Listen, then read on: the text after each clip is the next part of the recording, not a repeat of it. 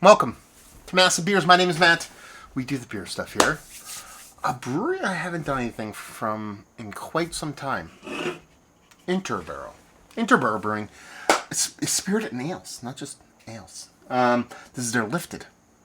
I assume it's a hazy. It has been a hot minute since I've done anything Interboro. I don't know why.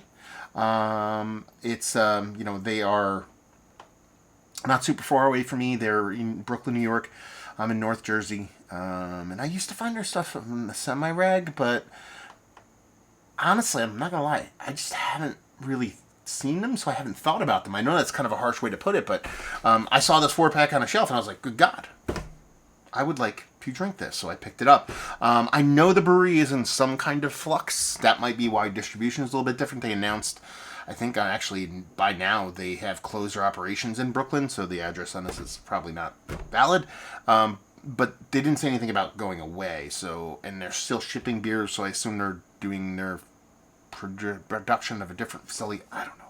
We're going to review it. Anyway, Lifted, India Pale Ale. Elevated IPA brewed with Citra, Cashmere, and Motueka hops. Interboro Spirited Ales. That address doesn't matter. Proctor, New York City.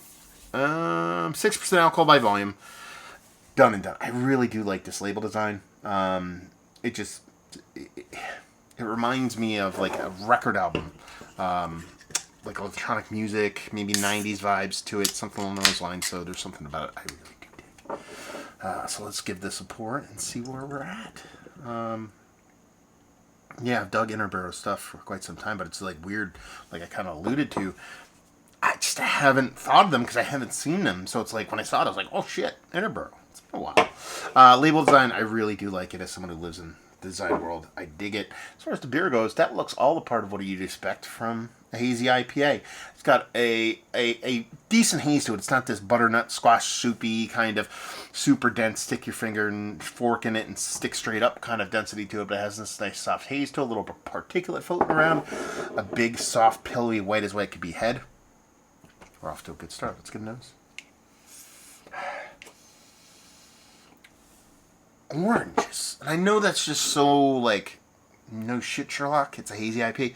No. This is very, very, very much all the orange are belong to us. Very vibrant orange. A mixture of OJ, fresh squeezed orange, even a little dollop of like orange Julius kind of thing going on here. A little creamsicle vibes to it. It's very much running a gamut of not just citrus, but the oranges of the world, the kumquats, just California, Florida orange, kind of running around those areas with this nice sweetness to it. No kind of indicator of what kind of bitterness we're going to get off of this, if any. But it really is just all the orange. All the orange are belong to us. That's a good thing, man. I rarely get that just straight orange thing. Seems like a lot of people are trying to pull a lot of different tricks off of the IPAs, hazies nowadays. And just giving me that just dollops and dollops and gobs of oranges. Just doesn't seem like something that a lot of people shoot for. Hopefully that's what they shot for here, because that's what I'm getting in a very, very cool way. But the taste can be a little bit different. So let's just dive in. Cheers, y'all.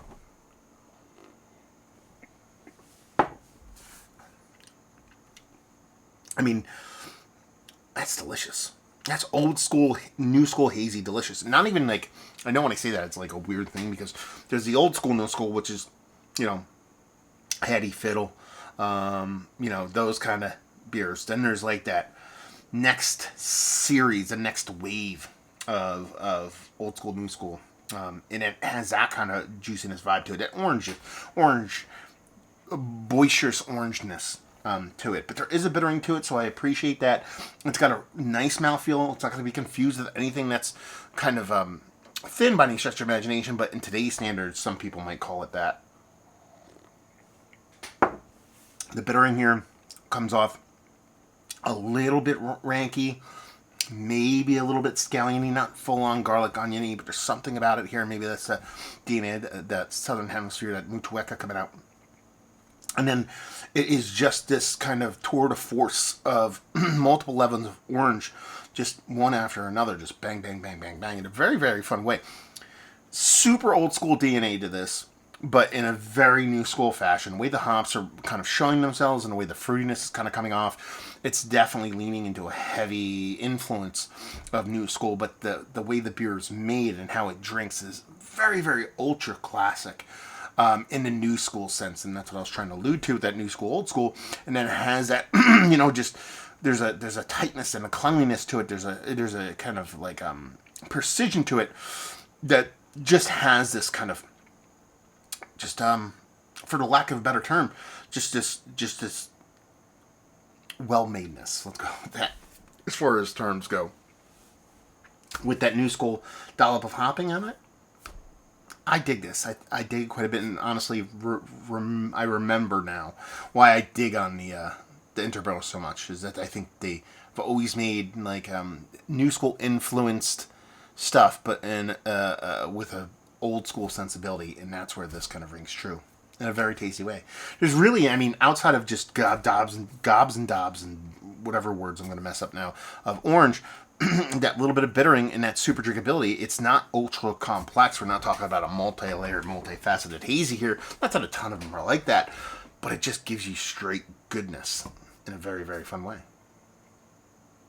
I'm done. Yeah, Lifted, Interboro. Is it one of the better hazies I've had as of late? Relatively low ABV haze, 6. Yes, Mount Rushmore says up there. It's up there, man. Really tasty stuff. Value and availability on this. I want to say this got this for a really good price point, too. I want to say it was what you expect a beer, what I would expect a beer for, like this to go for. Like $14, $15 a 4-pack. I got it off the shelf, but again, I forget the place I got it from, but it's the only place I've seen it. And I've stopped a couple places since then, so take that for what it's worth. And leave you with, if you like, what will you like this? If you like hazies, but you like that first kind of bursting of the seams into the secondary of new school kind of hazies, where before it became butternut squash soup. Nothing against those beers, I dig on them quite a bit, or you just dig on oranges, that orange assault of orange that you don't get as much nowadays. If you dig on that, you'll dig this. Interboro. Have you been to the brewery? The old one. I actually have never been. And I never will, apparently. I'd say, have you been in the new one? But we don't know where that is yet. What are your experiences in Interboro? Have you had a bunch of their beers? Have you had this beer? Have you had this beer lately? Any of that information down there. Hopefully you all enjoyed the review. Hopefully you're enjoying a little bit of good deliciousness right now. Hope to see you next time. Cheers, y'all.